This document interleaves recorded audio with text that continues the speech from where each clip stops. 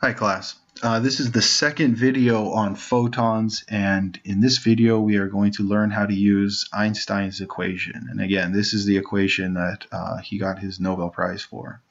So this equation, and we won't be using this middle part of it, so you can pretty much ignore that. We're going to say that the energy of a photon, so a photon is a particle of light, is equal to the Planck constant, which is down here, multiplied times the speed of light, which is our familiar 3 times 10 to the 8th meters per second, and then you divide that by the wavelength of the light, and you have to have the wavelength in meters. So here's an example problem right here. Calculate the photon energy of violet light. So if you have some violet light, we now can think of violet light as being a stream of little particles, just an unimaginable number of little particles of violet light, and each one of those particles carries some energy. We want to calculate how much energy does each particle of violet light carry. We have the wavelength is 400 nanometers. That's the approximate wavelength of violet light. So let's use that number. The first thing that you want to do is you want to convert that wavelength into meters.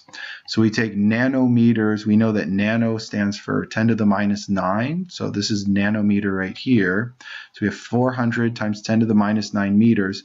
And then we can clean this up a little bit. I mean, this is fine right here, but it'd be better to put it into proper scientific notation. And the way we do that is we move the decimal until we create a number between 1 and 10. So we create 4.0.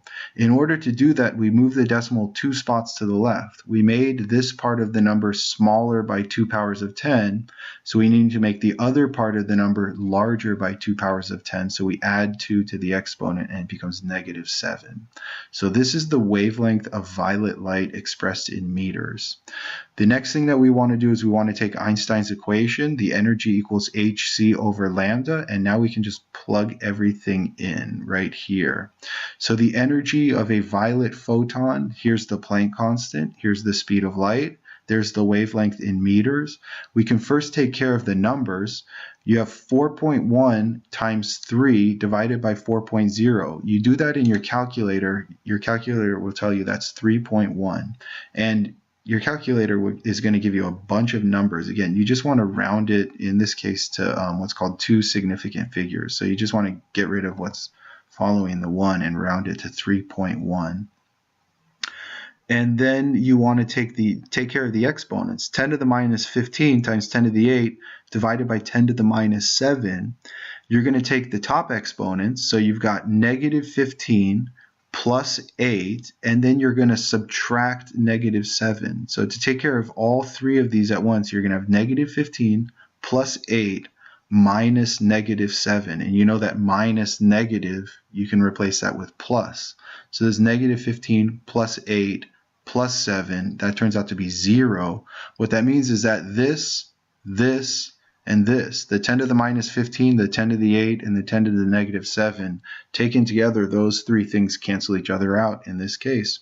So all we're left with when we multiply these two numbers together and then divide the result by this number is we get 3.1. And look at these units. You have electron volts, which is that tiny unit of energy, times seconds.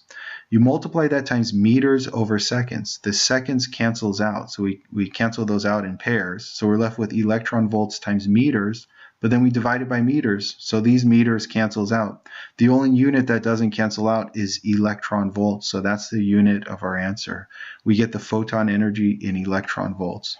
So violet light with a wavelength of 400 nanometers, that has a photon energy of 3.1 electron volts.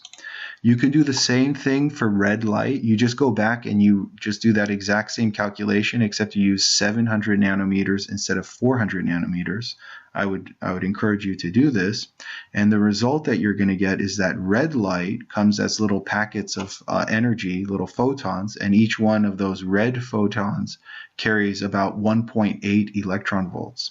So when you look at the rainbow of light, the rainbow of visible light, you take visible light and you break it into its rainbow from red to violet. You can either think of this as being a range of electromagnetic waves from 700 nanometers at red down to about 400 nanometers at violet, or now we can think of this as a range of photons with the lowest energy photons in the visible part of the spectrum at 1.8 electron volts, red, up to the highest photon energy, which is 3.1 electron volts, which is violet. Here's another example of using Einstein's equation, and this is really directly related to astronomy. And when we get into chapters 18 and 19 and 20, where we study how stars form, how they live their lives, and how they die, this is going to become very important stuff. So one of the things that we're going to study when we study star formation and stars' life cycles in general, and as we study galaxies, is we're going to study these things called H2 regions. An H2 region, that's these little clouds of pink light that you see in this picture of a galaxy. This is the galaxy M51. And these H2 regions are regions where you've got clouds of hydrogen gas, which is very abundant in the galaxy.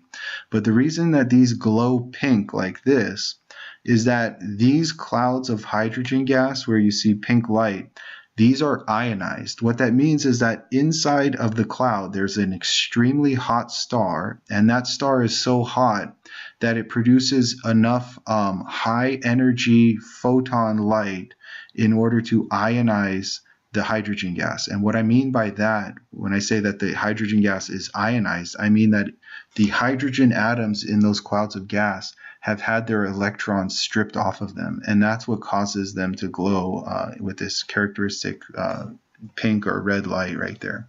So in order to ionize hydrogen gas, you need to have photons which have energy of at least 13.6 electron volts.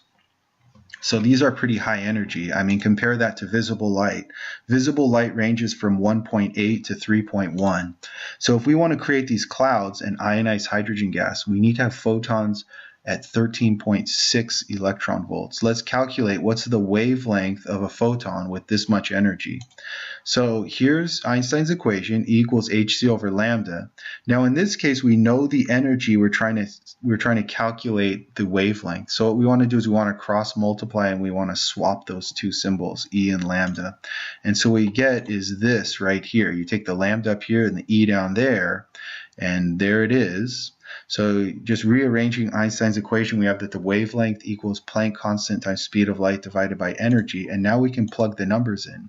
There's the Planck constant, there's the speed of light, and here's the energy that we have from this problem. You take 4.1 times 3.0 divided by 13.6, and you put that in your calculator, and your calculator will give you that equals 0.90. Then we take care of the exponents.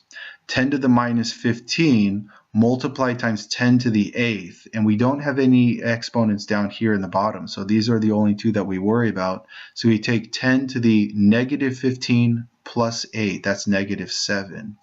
And now so there's the answer, that's the wavelength, but that's in kind of a, this is still in meters, so it's not the most meaningful way to express this answer right here. So let's convert this into nanometers. If we want to turn this into nanometers, we want to turn the exponent into -9. So we make the exponent, we drop the exponent down by 2 powers of 10 to go from -7 down to -9. Made this smaller. So to compensate for that, we need to make the other part of the number larger by 2 powers of 10, which means we want to take the decimal, we want to move it 2 spots to the right. So this becomes 90 times 10 to the minus 9 meters. And you know that 10 to the minus 9 meters, that has that special name, nanometers. So this is 90 nanometers. And you say, what kind of light is that? Well, 90 nanometers is ultraviolet light, and that's deep into the ultraviolet. That's not the kind of ultraviolet light that you're exposed to when you go outside during the day. This would be very, very harmful stuff to be around. This is very, very short wavelength ultraviolet light. Then you ask yourself the question, what kind of star would produce ultraviolet light with such a low wavelength? 90 nanometers is like down here. So regular temperature stars are not going to do that. This is like the temperature of the sun. The sun doesn't produce hardly any 90 nanometer light. You would need to have a very hot star in order to produce significant amounts of 90 nanometer light. So where you see these ionized clouds of hydrogen gas, you know that those are surrounding very, very hot stars.